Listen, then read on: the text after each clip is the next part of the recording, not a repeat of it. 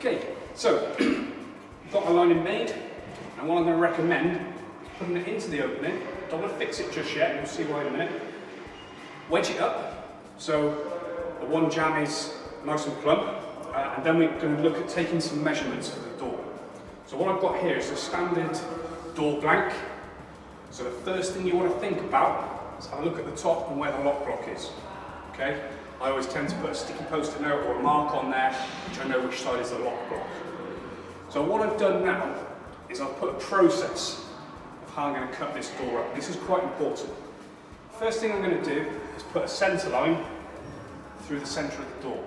So this lock block now should be sort of centre in my new door as such. Once I've got that line, I'm going to measure the width of my door. I'm going to deduct about 5 mil, and I'm going to rip this door to width. Okay? Once that's done, I'm going to go back to my centre line. Okay? I'm going to measure the short point of the lining, and I'm going to divide that by 2 and go half either side.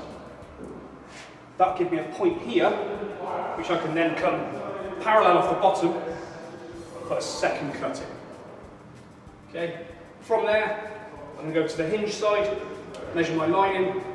That'll give me a point to the top. I've already got this point. That will be my third cut then. What you will notice is you'll have this edge, and this top edge exposed to the hollow core. So we'll have some pre-machined timber we're going to put in there, put in the side, and if you remember that part of the door lining that we used, we're going to put that into the top because it's going to need to be that little bit deeper because we're going to put a different angle on that a little bit later on. Okay. Okay, so we're at this stage now. We've got our door cut to our process that we spoke about in the previous video.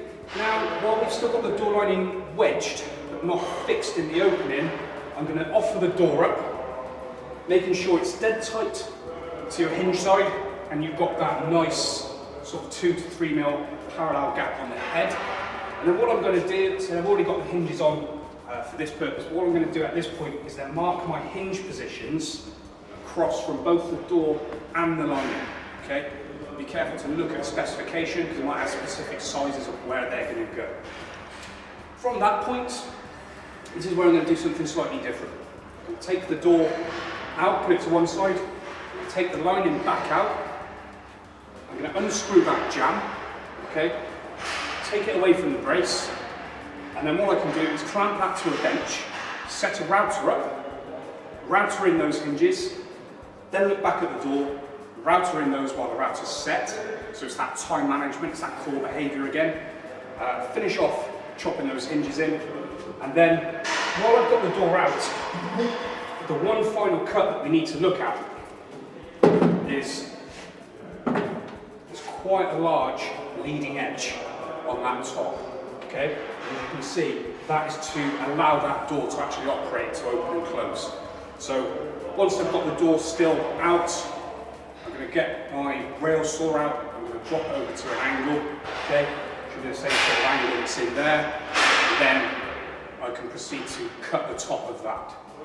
And then one final thing, if you're feeling nice and confident with this, I would once again look at the specification, find out where your lock's going to go.